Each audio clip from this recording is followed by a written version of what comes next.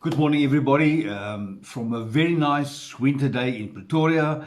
Temperature is very nice. It's not cold, and we are ready for the summer again. It is already at the turn of the season already. But for this morning, it's going to be a awesome day of teaching and a topic that I dearly love, and we know this very, very well, but some of us have forgotten about this. So for this morning, I'm going to teach about a vision. And a very well-known phrase that we know worldwide, said by Dr. Martin Luther King in 1960s, middle 1960s, that says, "I have a dream." A man that had a dream for equality for all Americans in the USA. In 1968, he was assassinated before reaching his dream. But his dream, his vision, has paved the way for so many others. And we have seen the first African American president in Mr. Barack Obama, how this dream, this vision of Martin Luther King came into fruition. So many times we want our dreams to be fulfilled in our lifetime.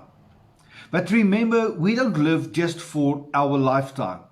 We are living to leave a legacy for others, so that they can inherit the dream that we have been carrying. Some of us will be fortunate in being part and to see a dream fulfilled. But let us not limit our vision for just my life.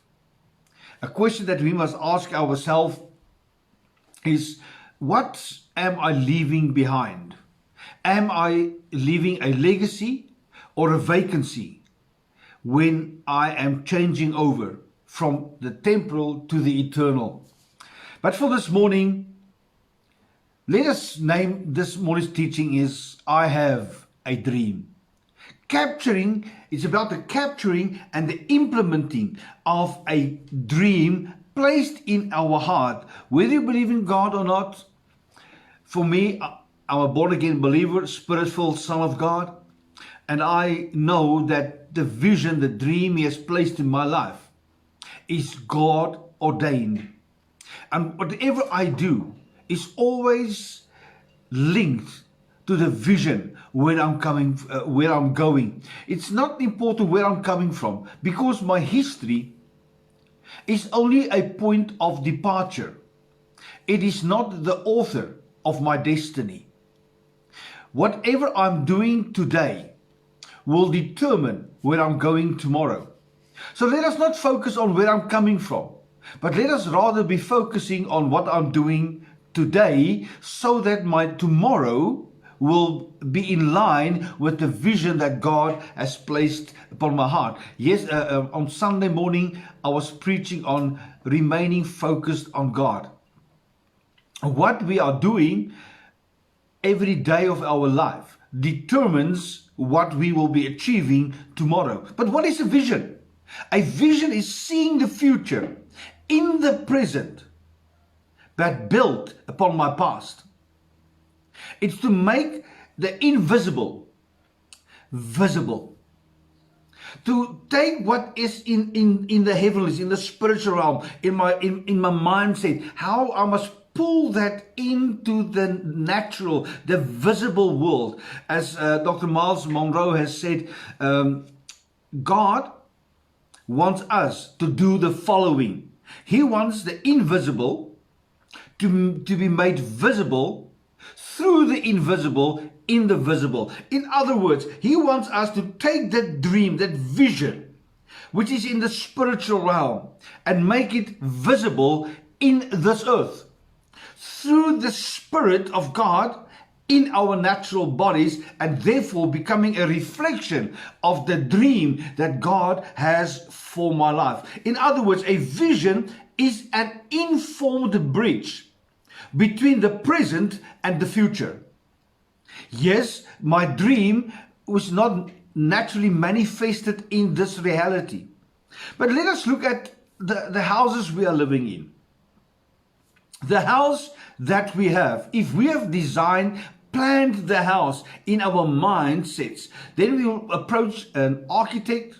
We will share with the architect the dream we have, the dream house we have, and he will take that dream house in my mind and he will draw a picture, a plan for that house. Then we approach a builder and they will build my house as the architect has written it down, has drawn up the plans. In other words, the day when we sit in the house in the natural, it is the manifestation of something that was already birthed in my mindset. That is a vision. And we need to live according to that vision. It's a clear mental picture of a better tomorrow. And that mental picture will move me to believe that I'll not only can be done, but it should be done. In other words, not just can be done, should be done. It is an assignment. If I do not do this, it means I am falling behind. My creative purpose is that thing that I must pursue. One of my friends has passed away and we celebrated her crossing over, her homegoing. Pastor Denise de Plooi, she has taught me this principle that says, what do you want people to say at your funeral? And this morning, I want to use those same words to say, what do you want people to say at your funeral? And that is the aspect, that is the vision that we must live towards. In other words, start with the end in mind, and then you are breaking it down into smaller pieces, achievable goals from today onwards. What do I want if I want to be there in 10 years' time? What must I do now so that I am able to achieve my dream? But what are the ingredients of a vision, of a dream? Number one, there must be a clear picture. If I cannot see something, I can never have it. I can only have what I see, the clear picture. Sometimes other people can't see what we see. But that does not make your dream incorrect. It does not make your dream wrong. The fact that others cannot see what you are seeing, it means they haven't gone through what you're going through. The father of my dreams, which is God, I had to spend time with God in fellowship, in relationship, in order for Him to birth in my spirit a dream for my tomorrow. Romans 8:28 says, everything will work out for the good who is serving the Lord and is doing His will. So whatever I'm going through, this COVID-19 pandemic, this lockdown, it is not the end.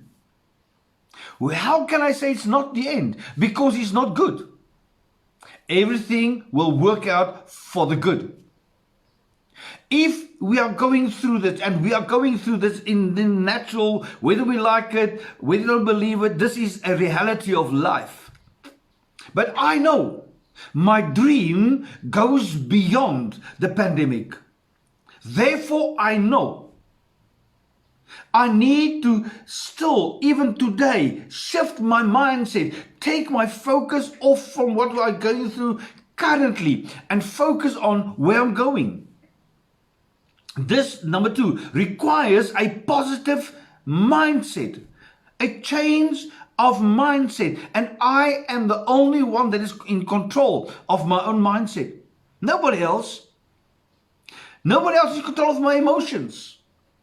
Not the newspaper, not the television, not the politicians, not anybody, nobody, even on Facebook, can shape my emotions, can shape my mindset. Never forget this. The one that controls your emotions controls your life. I would rather be controlled by God who has got my best interest at heart, than to be controlled by somebody else who don't carry my best interest at heart. The third element of a divine vision is a future focus. We must not live for today. We must live for tomorrow. Because who we are today, what we are doing today, we have formulated and stipulated yesterday already. I am the product of what I've been doing yesterday. So today I cannot change anymore. It's too late. But I can change my tomorrow. And it starts today. The choice we have to make today is, what do I want to do tomorrow? What do I want to achieve tomorrow? If I'm currently unemployed, how will I be employed tomorrow? By starting today. And I've been working with a lot of our young people in Hammanskraal, where we formed and planted our first church in 1999. We have said it to them. Don't wait for an opportunity to arise. Prepare yourself before the opportunity comes, because when the opportunity comes, you are prepared, and that equals success. But if you are not prepared when the opportunity arises, you are again missing the mark. You are missing a season. You shall walk around the mountain yet again. What does it mean? Go and finish your studies. Finish your schoolwork. Be the best scholar that you can be.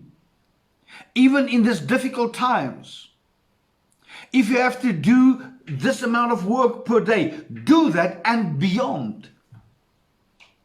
When the time of handing out or giving out bursaries, you're the obvious choice because you are prepared. If you go for an interview, dress up, comb your hair, shave, sit upright. These are practical, simple things that needs to be taught and invested in our young people's lives. To be dedicated, to be steadfast. How often do I see our young people today? The day when the boss upsets them, they quit. They leave their job because they are upset, not thinking about tomorrow. We must not live just for today. Number 4, of a divine vision. Live out your gifting. What you have been given by God supernaturally. Because there are few things in our life that forms us. Number 1 is my natural talents, which I get from my parents through my DNA. My natural talent is definitely not singing. So I cannot sing. But there is number 2, an acquired skill.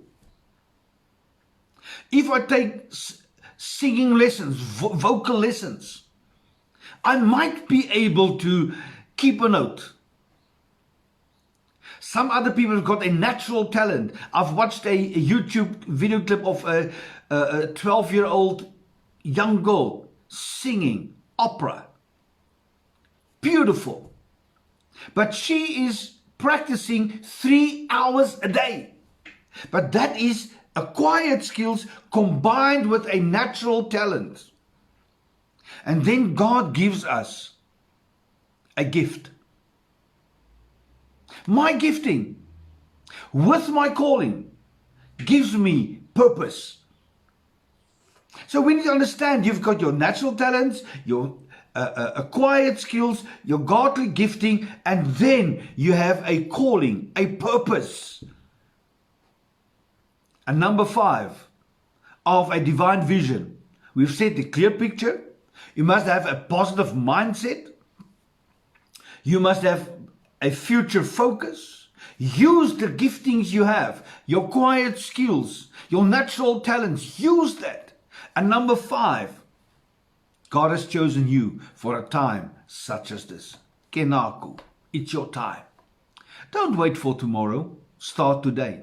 The best day to start any diet is today. Now, so many of us says, Monday, I'm going to start with my diet. But that week, everybody decides to bring cake to work. That week, opportunities arises to take our focus off from what I'm supposed to do.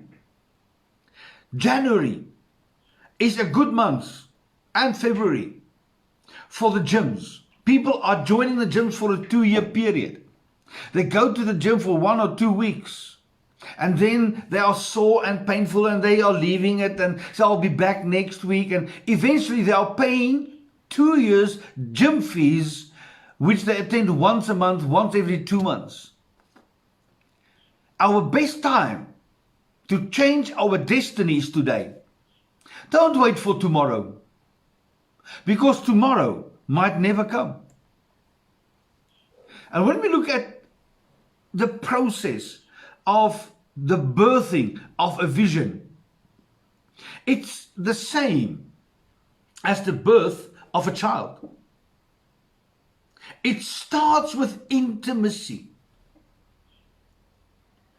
When 2 adults comes together and intimacy takes place, the time of fellowship, the time of spending time. Now, let me rephrase this. Not spending time, investing time in each other. That is intimacy. If we understand that we are sons of God, if we want a godly vision that will shape and form our life, we must invest time, relationship with our Heavenly Father. We must invest time with Jesus. Allow the Holy Spirit to transform our mindset, to open up our hearts to receive the dream. So, but whenever intimacy takes place, the second thing will take place: conception. This is the time when you know what I have, I've received from God. This is a divine vision. Nobody knows that you have conceived. Nobody can see. This is the third element of the godly vision, is gestation. When conception takes place, a woman knows when she has fallen pregnant. The father of that child doesn't know. But there's something in a woman that knows, I have conceived, I am pregnant. Whilst nobody else knows, not even the doctor knows, not even the father knows, but the mother-to-be knows exactly, I'm pregnant. And then you will find you will go and buy some test to determine, just to prove to herself that I'm pregnant. And the third element of birthing this vision is the gestation period, the waiting period, the growth period. In the preparation or anticipation for the birth, parents or parents to be in the natural start to do a preparation process to make their house baby ready. They get a room. They paint the room with all the nice colors and all the emblems and symbols and the baby bed and the bottles, and we have a baby shower for the mother-to-be, and everybody's excited. But even in this waiting period, gestation period, for the first few months, nobody can even notice it. But the fact that others cannot see it doesn't mean it does not exist. When you have a dream and a vision for your future, whether others can see it or not does not matter. You know it's the truth. Because the doctor has given you the go-ahead and said it is the truth. So when God places a vision in our hearts, a dream, and we can start to see the vision, don't worry about other people saying it's not the truth. If you know This is the fruit of intimacy with my time I've spent with God. That is the truth.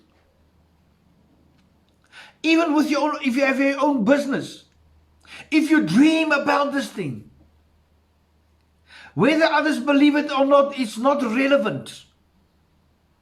Because I know this is the truth. My son, when he came to me quite a few years ago, he said, Dad, this academic studies for me is not for me. He was enrolled at UNISA for his Bachelor of Arts. He said, I want to dive. I want to become a scuba diver. I said to my son, as long as you live your purpose, as long as you live your dream, that's fine with me. Because once you've discovered your dream, as you are living your dream, you will never have to work again in your life. Because work is an effort.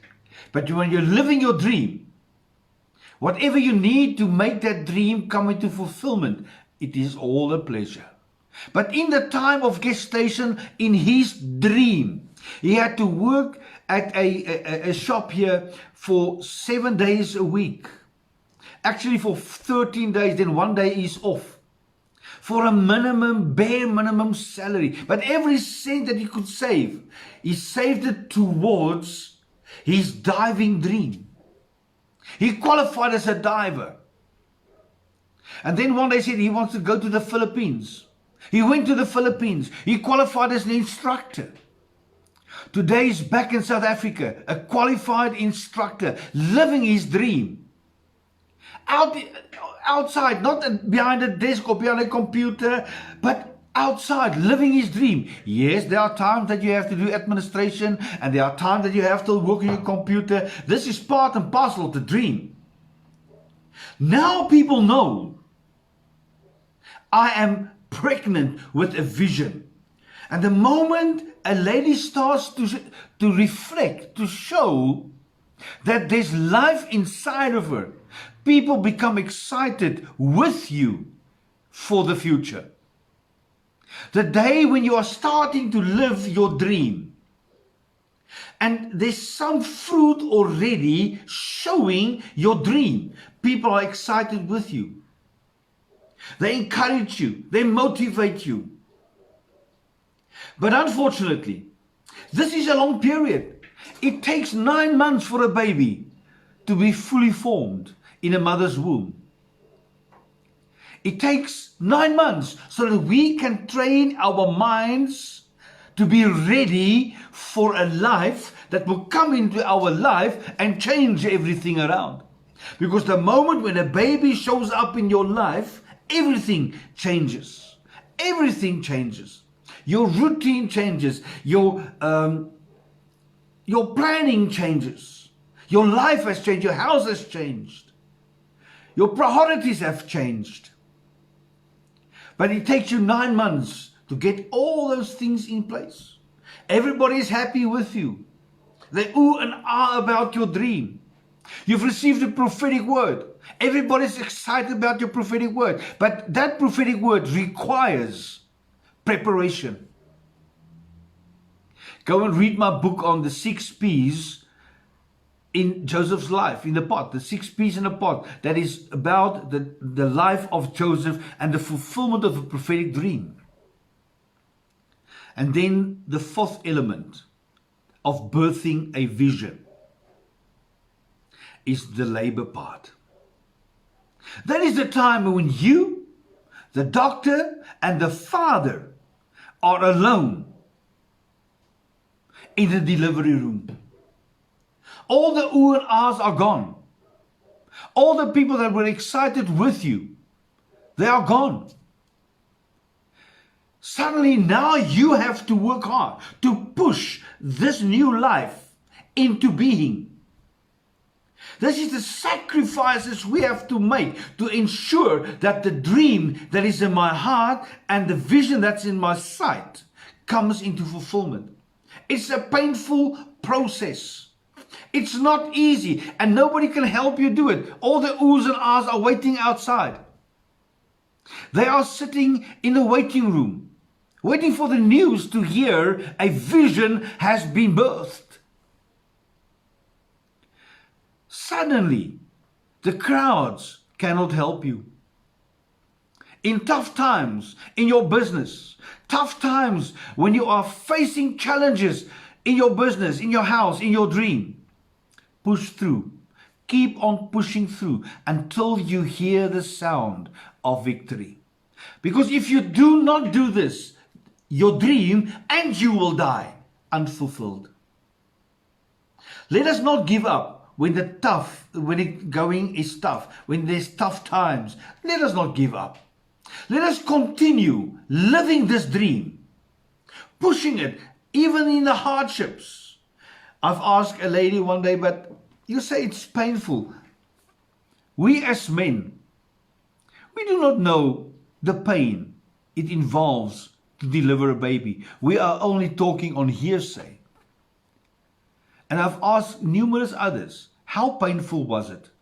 Was it like breaking an arm, a bad toothache, an abscess? And you know what? They cannot explain the pain.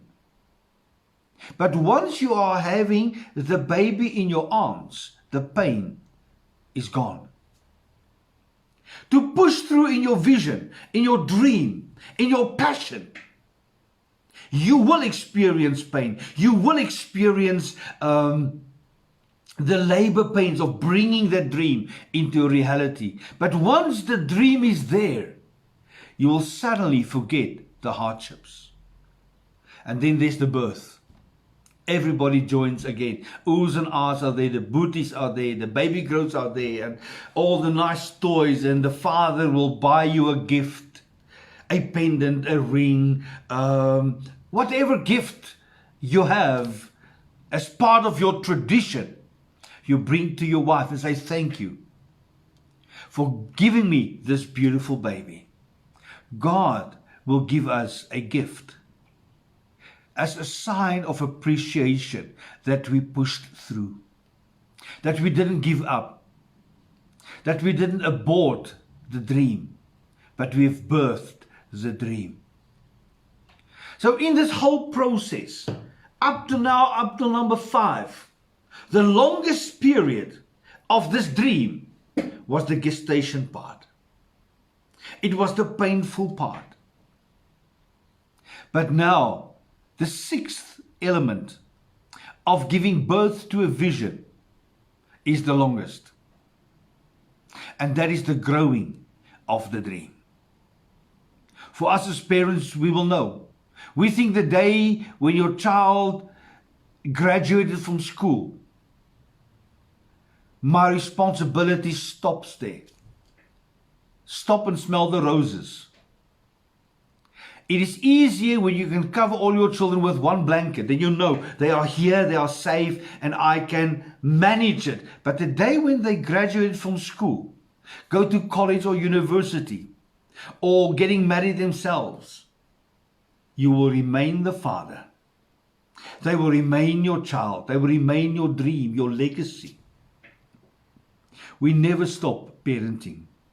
Doesn't matter how old our children are. I remember the days when my twin daughters will come and say, Dad, I want to buy a car. Give me some advice. Or I want to make changes in my workplace. Or I want to get married. Or I'm going through tough times in my relationships. Give me some advice. We will be parents forever. The dream will be there forever. A leader never stops dreaming. A leader never goes on pension. Doesn't matter how old you are. You're always leading, always setting an example, always encouraging others, always following through. And this time of growth, this is when you start to invest in the next generation. Up till now, up to the birth, it was about my health, how I carry myself, how I prepare myself for the time that lies ahead. But in the 6th phase of a vision, Now I am a selfless being. I do not live for myself anymore. I'm busy preparing my children to be acceptable and equipped for the community, helping them finding and discover their purpose again, equipping them for their purpose. So when you are having even if your own business, the fact that you are a business owner says you cannot suck or drain all the finances from your own business, because you must invest in the future. Never kill the goose that is laying the golden eggs. Even if you are an employee in a company, always cherish your job. Always cherish your relationships. Always do your best. Become selfless. Do not strive towards paycheck from paycheck to paycheck. Rather ask yourself, what can I do to improve myself and my environment? That is a selfless life. But remember, there's a difference between a God vision and a man's vision. A man's vision is based and is created by your own skills. A God vision is a revelation you have received from God. Yes, it shall be using your gifts, your talents, your skills. But it's not a man-made vision. With a man-made vision, we will have to make it come to pass. We will have to stay ahead of our competitors. But with a God-given vision, there's no competition, because you realize whatever I have, wherever I'm going, is uniquely tailored to me. If you are an evangelist, you are not in competition with any other evangelists. If you are a pastor with your own church, other churches are not a competition with you. We work in our vineyard and God rewards.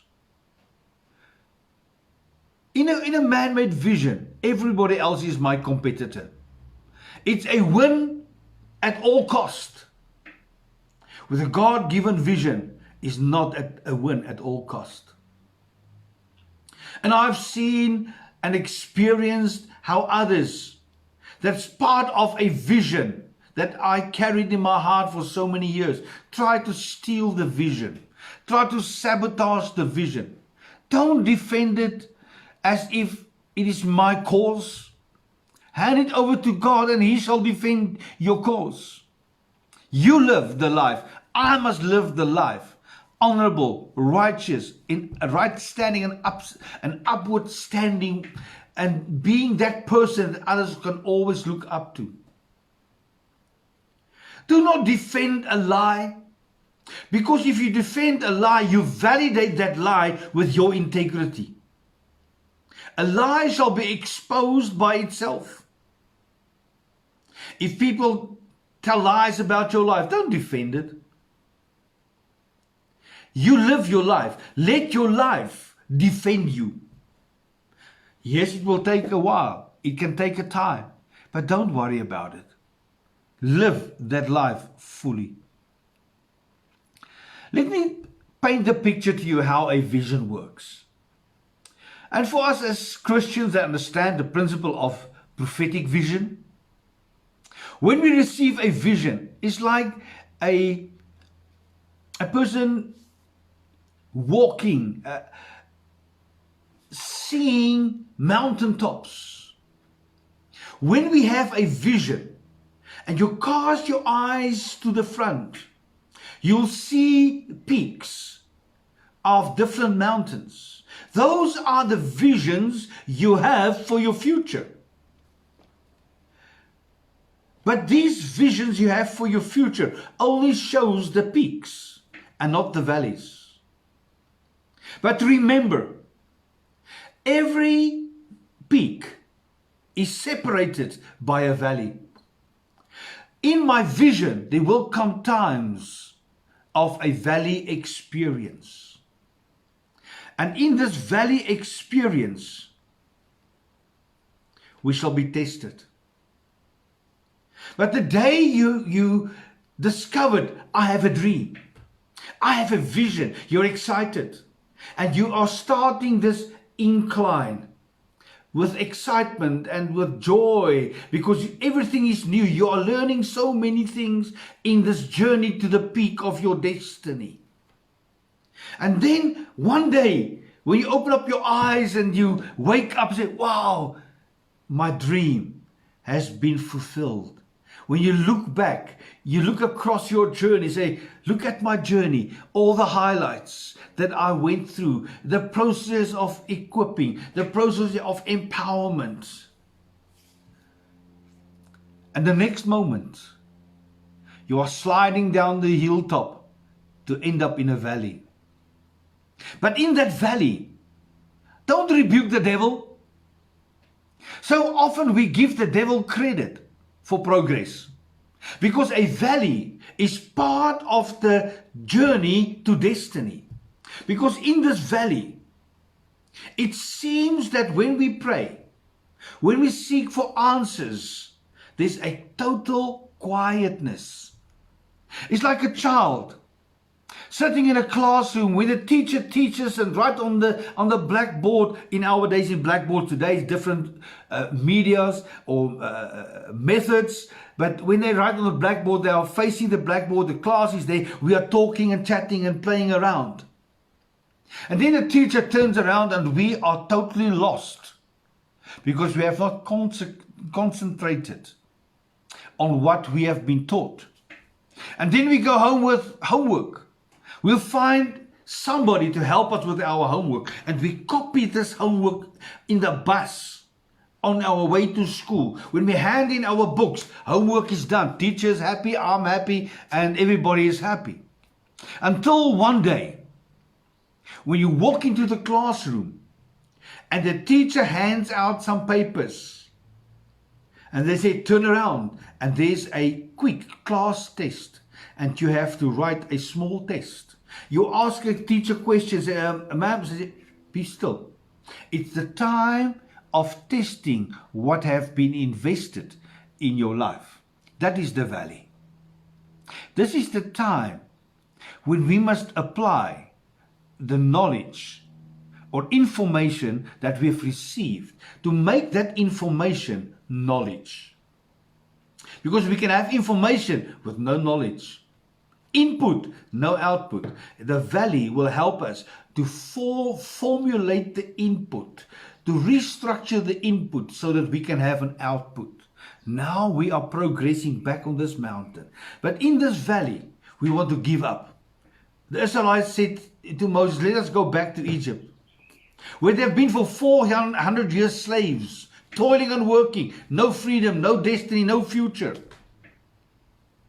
When they first encountered a stumbling block, they want to turn back. When we are in a valley, in the vision we are facing, we cannot see the plateaus. We cannot see the hilltops even sometimes, because we are in the dark side of the valley and we want to turn back. And unfortunately, if you're in the valley, there's a mountain on your left-hand side and a mountain on your right-hand side. You are going to climb a mountain. Whether you like it or not, you're going to climb a mountain, either back to where you're coming from or for the same effort, forward towards destiny. This is why it is so important that we must see where we are going, not just following blindly. Have a dream, have a vision, because that vision shall propel me into my destiny. And as you are continuing then again on to the next, towards your next mountain top, on this incline, on this valley, on this mountain, suddenly one day you realize, you know what? The Lord is speaking again. I have new vision. I have new understanding. There's a new excitement. This comes after we've passed the test of information and we gained knowledge. Now wisdom is being applied. Now I know information, knowledge Knowledge tells me this is what I must do. Wisdom comes when I'm applying that knowledge. And once I've applied the previous season's information, I've gained knowledge, I've grown in wisdom, new information is added for the next journey. And I continue to the next mountaintop. Once I get to the next mountaintop, the same process happens. But now we have the benefit of experience. We know this is the next step. So what will happen? I learn quicker from my valley experience. I rebel less against my valley experience. So in other words, the valley becomes shallower and further apart. Whenever I go through a tough time, I always say, God, teach me. What must I learn? So I can learn quickly. The quicker I learn, the quicker I'm out of the valley. So let us continue. Don't turn back. Reach towards your destiny. But how do I get this vision to be fulfilled? Get active in service. Do something. Don't wait for somebody else to help you. As you step out in obedience and in servanthood, you shall meet people that shall help you on your journey towards where you need to go. I knew from a very, very long time, about 10 years ago, no, even longer, about 18 years ago, I knew I had to start writing. But I never had the knowledge on how to until 6 years ago when I met somebody and this person challenged me to start writing. And he said to me, Hardus, I will help you. Let us start with chapter number 1. And he helped me, pushed me into a direction. Today I'm finishing my 9th book. Somebody helped me, but I had to step out in servanthood and obedience. And as I'm stepping out, I need to communicate this vision. Share your vision with others. Observe them. And as you observe them, to see if they understand the realities of the vision. And then allow that burden that is placed upon your heart for the fulfillment of the vision be transferred unto somebody else. Because the moment they see the picture, carry the burden, you don't have to motivate them anymore. They will be at the same place where you are, with the same burden, with the same passion, with the same driving force to resolve problem areas. But one key that you must never forget is prayer. Because through it all, through challenges, through good times, through the addition of people to help you carry this vision, prayer is the key to give you understanding. And remember, if your vision can be fulfilled just by you, your vision is too small and is not of God. If your vision does not scare you, it is too small. A vision does not require money. Oops. Yes, vision doesn't require money. Vision only asks obedience. Provision will come as we step out, as we walk. When I started my first book and I got my quote, and the amount of money that was required, I said, God, I'm not able to raise this kind of money. But that didn't stop me to finish my book. When I finished my book, done and dusted, now it needs to be printed and to be released. Somebody came to me and said, here's an X amount of money, publish your book. Today, I haven't even looked back or wondered where the next money will come from for my next book, because my next book is already paid. It is not even been published yet or printed yet, but it's paid for. Provision only comes as you are living the dream. And how do I now, and I want to close, how do I transfer my vision unto a next generation. There are 5 elements. Number 1, have a strong beginning. When you share with people about your dream, your vision, be excited. Be motivated. Have a strong beginning. Don't hum and ha and wonder, I don't know if you understand this, or I don't know if you believe in this. No, if you sound like this, people will look at your message, say, he doesn't even believe in himself. Why must I believe?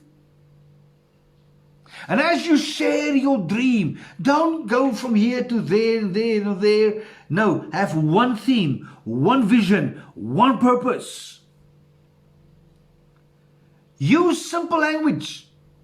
I've heard so many people sharing their dreams, or preaching for that matter, with so many big words that I can't even pronounce it, what to say, to write it down. I can't even spell it. It sounds impressive, but people are lost. It's over their heads. Speak and use words people can understand. Paint pictures for them to see, because one picture is equivalent to 1,000 words.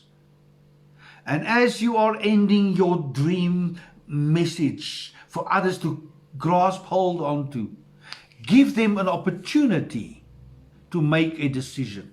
Don't be scared to ask commitment for a dream. Once they have bought into this dream,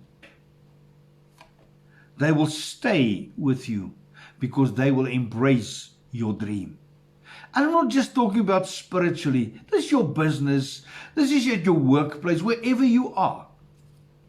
The question we must ask ourselves, who is the father of my dreams? Where did my dream originate? Because it's the responsibility of the father to fund the dream. And I am glad to say, I know where my dream comes from. What is the origin of my vision? I spent time with God. God gave me a vision for my future. And therefore I know when I'm going through a tough time, I can approach the father of my dream and say, Daddy, help me. You have given me this dream. Help me to fulfill this. I am only asked to be obedient and available. That's my responsibility, to prepare myself on a daily basis for my destiny. And I'm throwing it out to you today. Where are you? What are you doing? What is your dream? And remember, your dream must outlive you. Go and discover your dream and live your dream. See you next week.